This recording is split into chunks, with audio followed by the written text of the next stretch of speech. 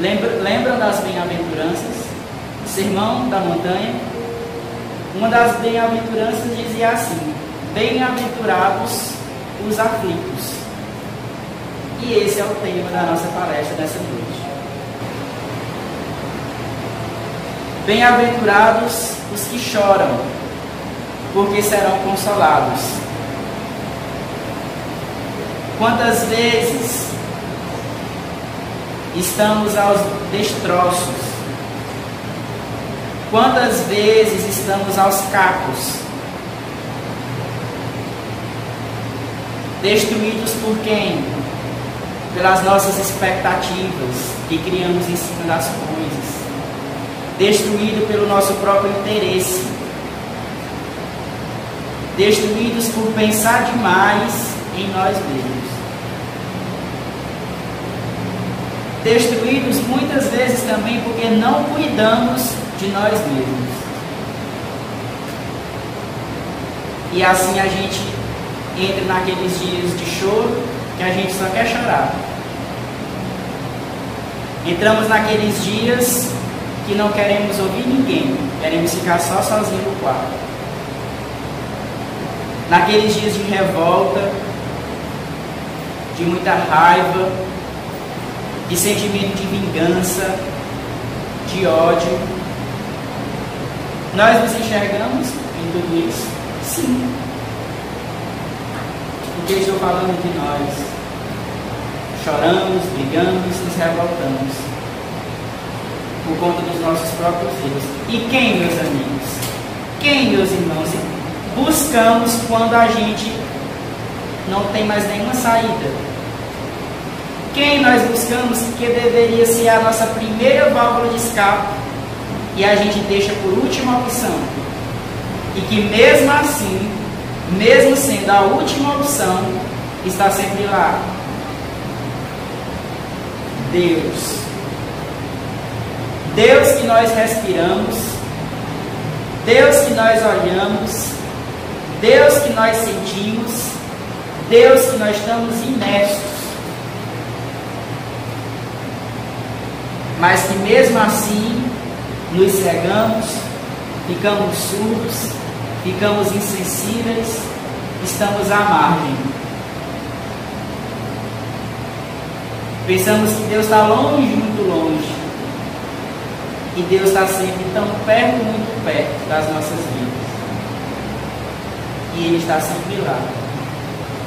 E aí depois de já ter apanhado, de estar os cacos ali, a gente se lembra de levantar uma prece. De elevar uma prece a Deus. E finalmente encontramos a consolação. A consolação de que Jesus Cristo fala: bem-aventurados os aflitos. Mas, então quer dizer que é bem-aventurado aquelas pessoas que sofrem? Sofrer é uma boa aventurança? Nós vamos entender. E quem são aqueles que choram e que serão consolados? São todas as pessoas que estão em aflição que são consoladas por essas orientações de Jesus Cristo? Será, meus amigos, se eu, dentro de um problema muito grande que passa na minha vida, me revolto, coloco a culpa em todo mundo, menos em mim, chamo a todos de ingrato, ou então caio numa depressão profunda de tanta tristeza, será se eu sou um bem-aventurado? Será se eu receberei uma bem-aventurança? Para tentar entender isso, nós precisamos saber qual é o sentido da dor nas nossas vidas. Porque a dor, ela é inevitável a todas as criaturas, mas o sofrimento não. O sofrimento é uma escolha. E aqui é onde a gente entra na bem-aventurança dos aflitos. Porque os bem-aventurados são os aflitos que passam pela dor mas que o sofrimento não dilacera a sua vida. Pelo contrário, o sofrimento faz os cacos se juntarem e reerguer o novo homem ou a nova mulher. Para falar melhor, reerguer o espírito que somos. É essa a finalidade do sofrimento nas nossas vidas, que a gente vai entender ainda melhor. Então a consolação vem para aqueles que sofrem com resignação e com paciência, porque eles sabem por que é que estão sofrendo, eles sabem que estão colhendo alguma coisa, e sabem também que, assim como diz Chico Xavier, tudo passa. Eles sabem, assim como diz a Bíblia, o choro dura uma noite, mas a alegria vem pela manhã. E eles esperam passar esse momento de provação. A consolação também vem para aqueles que sofrem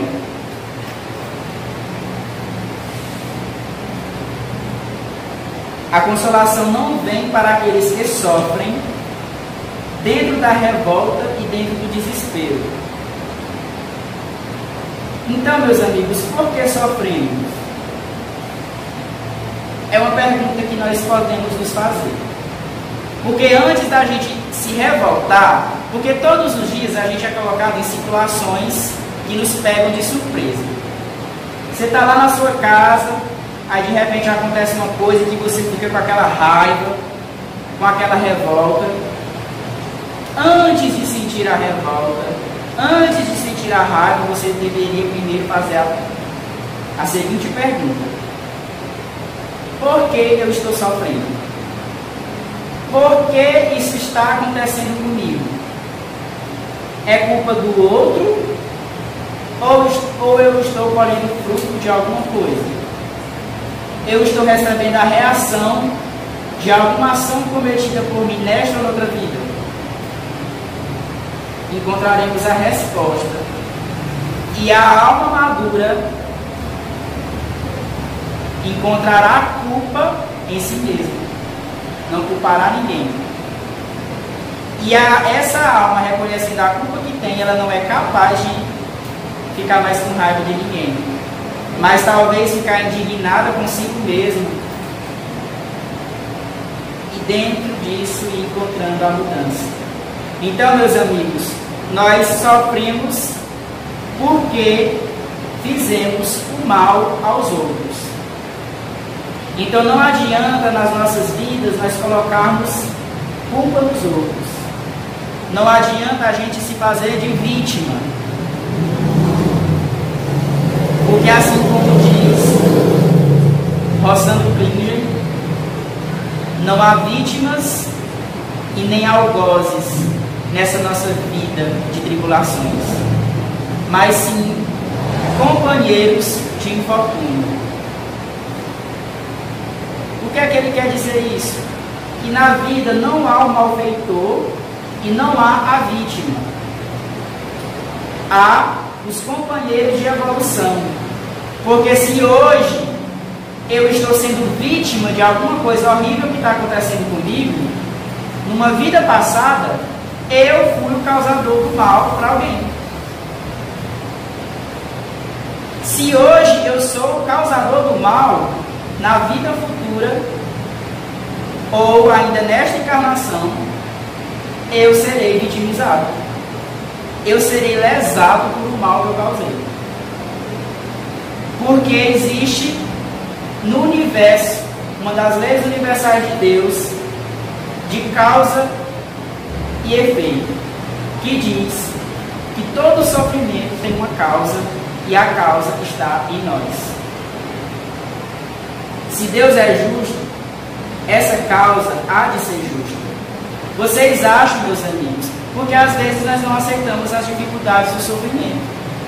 Você acha que estaria passando por alguma dificuldade por acaso, só porque o universo quer lhe punir por nada? Não. Deus ele é justo. Há justiça em todos os minúsculos cantos do universo. Então, se passamos por alguma coisa difícil, há uma causa, como a gente já comentou. Perante a justiça divina, todas as ações boas e más são rigorosamente consideradas. Às vezes a gente acha que existe um pequeno mal e um grande mal. Às vezes você comete um erro e não pede desculpas. Às vezes você comete um erro e não se corrige. Isso aí não é nada não, sabe? Torna desprezível o mal que você causou. Só que, meus amigos, é como aqui diz: perante a justiça divina, todas as ações, boas ou más, elas são rigorosamente consideradas. Então aproveitemos agora a oportunidade de corrigir os nossos erros. Aproveitamos agora a oportunidade de pedir desculpas, de perdoar. Porque senão vai ser necessário uma outra encarnação, reencarnação, para quitarmos essas nossas dívidas. Não falemos também só do mal, não. Às vezes a gente acha que o bem que está fazendo é pouco. Meus amigos, mas todo bem é bem visto aos olhos de Deus. E as nossas boas ações, elas também são rigorosamente consideradas por Deus. Então que nós possamos, de pequenas em pequenas boas ações, cada vez mais ir fazendo menos o mal a nós mesmos e ao próximo. As leis divinas dão a cada um segundo as suas obras. Então, quais são as causas das nossas aflições? Eu estou aqui nesse auditório e eu posso olhar para cada um de vocês, assim como eu olho para mim mesmo. Não há cristão aqui que não passe por aflições. E não há cristão também que um dia não se perguntou por que sofre. E aqui eu digo para vocês, as nossas aflições, elas têm origem nesta vida e também de vidas passadas. Ou seja, então as coisas difíceis, as situações difíceis que você passa nessa vida é fruto do que você está fazendo hoje, do que você já fez ainda nessa vida e também de coisas que você fez em vidas passadas. Dizem que somente 30% das nossas dores são resultados de vidas passadas. E, meus irmãos, 70% das nossas dificuldades são resultantes dessa vida. Então a gente chega à conclusão que dá para fazer muita coisa agora, não dá? Dá para fazer muita coisa agora. E a gente querendo deixar para depois, deixar para amanhã. E se nós desencarnar amanhã? Vai ser preciso esperar outra reencarnação. Talvez 10, 20, 30, 100, 200 anos para poder voltar. Aqui na Terra são cerca de 8 bilhões de espíritos encarnados. No plano espiritual, são cerca de 20 bilhões de espíritos esperando para reencarnar. E a gente está fazendo o que aqui? Deixando para amanhã. Deixando para depois. É uma ilusão. Então o convite é que façamos agora, o hoje. Então, todas as situações que nós passamos no agora, elas nos colocam em situações que nós podemos evitar o sofrimento no futuro. Agora, as coisas que nós passamos também nessa vida, passamos por situações também inevitáveis. As inevitáveis são resultantes de vidas passadas. Então, na vida presente, eu posso evitar o meu sofrimento, nesta vida. O sofrimento que possa vir. Só que há sofrimentos também nessa vida que eu não posso evitar, que elas são resultantes de encarnações passadas. E os ensinos de Jesus punham os homens na direção das causas dessas aflições, desses sofrimentos. tanto da vida presente como resultante de vidas passadas. O Espiritismo vem revelá-las completamente para todos nós. Aqui, cada um de nós teve uma fase de vida que não conhecia a doutrina espírita. E que cada um de nós aqui também pode ser testemunha da visão que agora tem diante do sofrimento. Depois de conhecer a doutrina espírita, você é capaz de ver suas dificuldades da mesma forma como via antes de conhecer? Eu tenho certeza que a visão muda, porque a doutrina espírita vem descortinar tudo isso e colocar a gente como responsável. A responsabilidade nossa, meus irmãos. Então, quais são as causas dos nossos sofrimentos atuais? Dos que são evitáveis: ambição, preguiça, imprevidência, orgulho, excessos, vícios e inveja. E é importante que durante essa as palestras, a gente faça uma análise de nossa vida, na nossa consciência, no nosso coração. Sou ambicioso, sou preguiçoso, eu sou imprudente, eu sou orgulhoso, eu cometo excessos, sou exagerado, eu tenho vícios morais ou químicos, eu sou uma pessoa invejosa. A resposta cada um de nós pode obter dentro dessa reflexão. E também tem situações, tem sofrimentos que nós não podemos evitar, que eles têm causas anteriores. Por exemplo, a morte de um ente querido nos causa sofrimento. A gente pode evitar? Não. E a causa é encontrada em outras encarnações. Flagelos naturais, digamos assim, acontece um terremoto, um tsunami, ou tantas outras coisas, que aí compromete a vida de um tanto de gente. Tem como evitar? Não. As pessoas precisavam desencarnar daquele jeito, daquela forma. Não tem como evitar. Meus amigos, a única morte que não é previsível é o suicídio e o aborto. As outras mortes vocês podem estudar, que nós encontraremos uma justificativa e que a gente vê que não é nada fora do controle de Deus. Outra causa que a gente não pode evitar: doenças de nascença.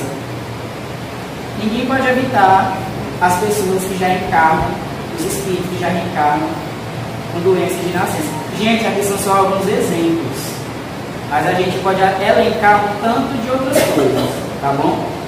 Só para vir de entendimento. Então, o homem sofre aquilo que fez os outros sofrerem.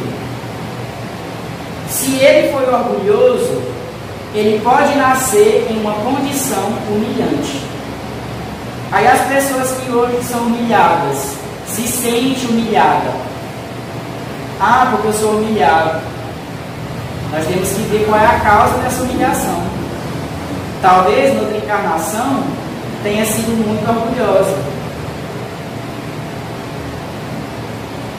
Se a pessoa hoje é privada do necessário para sobreviver, talvez, noutra encarnação, ela tenha sido avarenta e egoísta.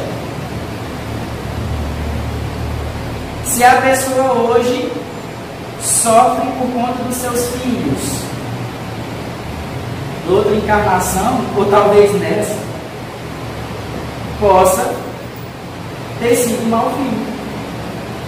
E aí a gente pode destacar esses pontos de outra forma também. Eu sou orgulhoso, noutra vida eu posso vir como uma pessoa a ser muito humilhada. Eu sou avarento e egoísta, noutra vida eu posso vir privado do necessário para sobreviver. Hoje eu sou um mau filho, noutra vida eu posso sofrer com a ingratidão dos meus filhos. As dores, os sofrimentos, as aflições, elas sendo atuais ou anteriores, tudo concorre para uma coisa. É o meio para o nosso progresso. Você imagina assim, tá? Você está bem acomodado, você está assim, em paz, tranquilo, é muito bom, não é verdade? Quem é que não gosta de estar sossegado? Todo mundo gosta. Só que você reconhece que você tem imperfeições. Como é que você vai corrigir essas imperfeições se está tudo muito tranquilo para você? Então, meus amigos, Jesus Cristo disse que a felicidade não é deste mundo, porque nós ainda somos imperfeitos e nós precisamos passar por sofrimentos. Mas esses sofrimentos, eles vêm nos despertar. A gente vai melhorando, e se a gente vai melhorando, a gente vai tendo cada vez mais coisas, cada vez menos coisas para corrigir.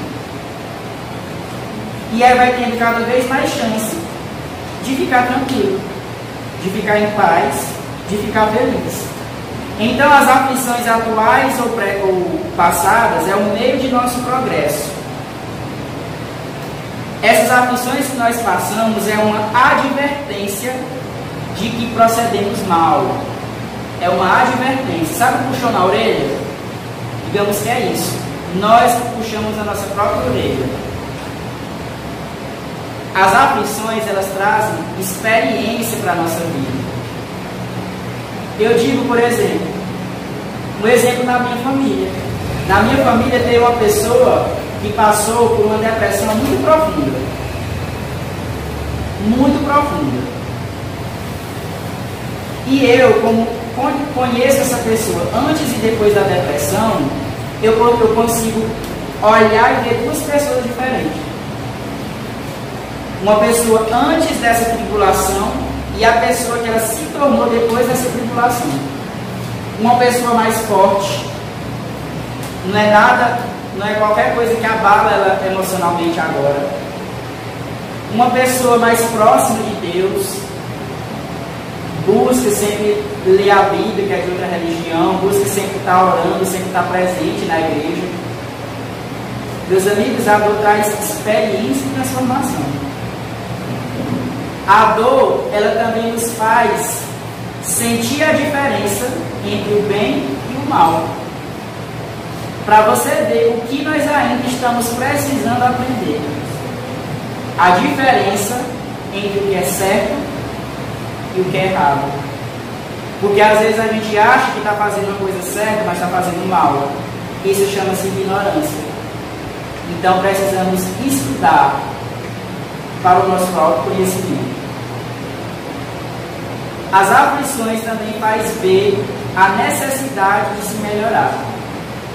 Porque eu tenho certeza, a pessoa que estuda o Evangelho todos os dias em casa, como eu já falei aqui outras vezes, ela não é mais uma pessoa ignorante. Quem faz a leitura do Evangelho todo dia em casa não é mais uma pessoa ignorante. Essa pessoa, tendo o Evangelho em sua consciência, ela é capaz de sofrer muito. Sofrer durante um tempo mais do que as pessoas que não têm o conhecimento do Evangelho. Oxente, Theo, como é que a pessoa lê o Evangelho todo dia, tem essas orientações na consciência e ela vai sofrer mais do que os outros, do que o que não lê? Meus amigos, é porque quem tem o conhecimento tem a necessidade de melhorar, de se melhorar mais afiada. A pessoa que tem mais consciência do que é o certo e do que é o errado, ela se cobra mais por ter essa compreensão maior em sua cabeça. Ah, pois então eu não vou estudar o Evangelho não. Ah, pois então eu não vou estudar o Evangelho não. Aí, meus amigos, nos estagnamos. A diferença, a pessoa que estuda o Evangelho tem essa consciência maior e que se cobra mais, ela está se esforçando mais e ela vai atingir a felicidade mais depressa do que aquele que não se cobra, do que aquele que não busca se melhorar. As aflições são bênçãos de Deus. Outra coisa que a doutrina espírita muda o nosso olhar: ver o sofrimento como uma bênção de Deus. Uma tragédia, uma morte, uma doença, uma depressão, um sofrimento, seja qual for, bênção de Deus. Ferramentas transformadoras. Eu tenho uma teoria, é algo que eu formulei, né, dentro dos meus pensamentos, mas talvez um tantão de outras pessoas já falem sobre isso. Nos países como China, Japão, eles são conhecidos por a grande tecnologia que eles têm, na verdade. São considerados muito inteligentes e muito avançados tecnologicamente.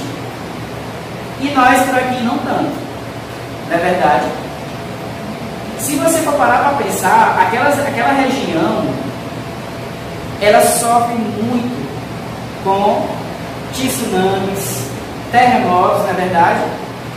São seres muito, é uma sociedade muito aflagelada por essas coisas que acontecem no próprio estação do ambiente. Eles talvez sejam tão inteligentes porque através dessas situações desagradáveis que a natureza coloca às pessoas, eles ficam sempre buscando forma de se melhorar. Outra vez eu estava vendo na internet que não sei se foram os chineses ou foram os japoneses, eles criaram já prédios com amortecedores. Japão, né? Prédios com amortecedores. Isso não é uma tecnologia avançada, não. Criar um prédio com amortecedor. Será porque é que eles criaram esses prédios com amortecedor? Será que é porque eles não passam por muitos terremotos? Será se no Brasil a gente vai criar um prédio com amortecedor? Para quê? Nós não tem terremoto aqui? Estão entendendo o sentido do sofrimento? As dificuldades, as situações difíceis, elas nos impulsionam a evoluir intelectualmente e moralmente também. As criaturas se unem, buscam estudar mais, e dentro dos sofrimentos acontecem todas essas mudanças.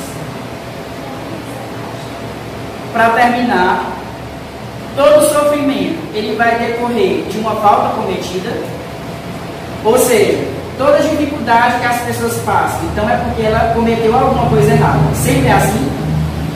Não. Isso é a maioria. Mas tem exceções.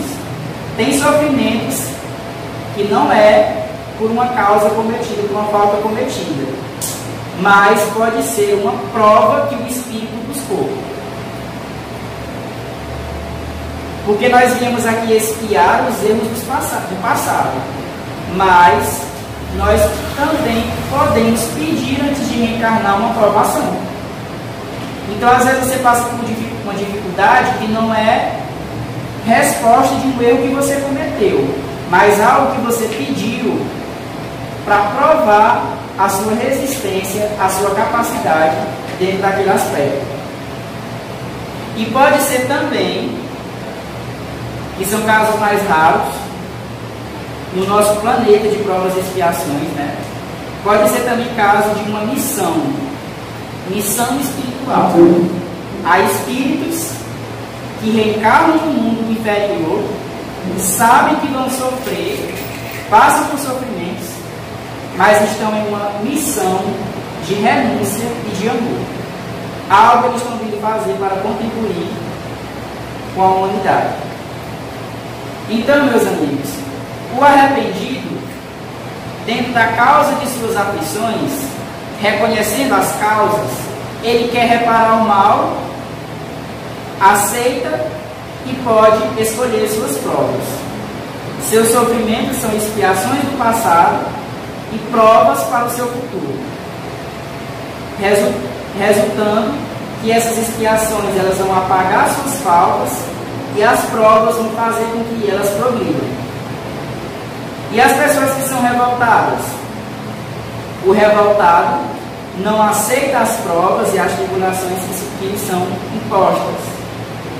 Seus sofrimentos são expiações do passado que resultam na revolta contra Deus. E o que é que vai acontecer com esses revoltados? Eles vão ter que começar novamente. Algo que ele já poderia quitar por aqui, solucionar por aqui, ele vai ter que vir de novo, passar por as situações mesmas ou parecidas. Então, aquele, diante do sofrimento, aquele que muito sofre, deve reconhecer que muito tem que expiar e muito tem que aprender. E que dele depende, pela resignação, tornar proveitoso o nosso sofrimento. Então, meus amigos, que nesse Evangelho nós possamos ter essa visão. Nunca esqueçamos, diante de qualquer situação difícil que nos aconteça, seja ela pequena ou grande, que nunca acontece da gente se revoltar. E que a gente faça sempre aquela pergunta: por que eu estou sofrendo? Por que isso está acontecendo comigo? Poderíamos até fazer uma segunda pergunta: em meu lugar, o que Jesus faria? Que assim seja. Graças a Deus.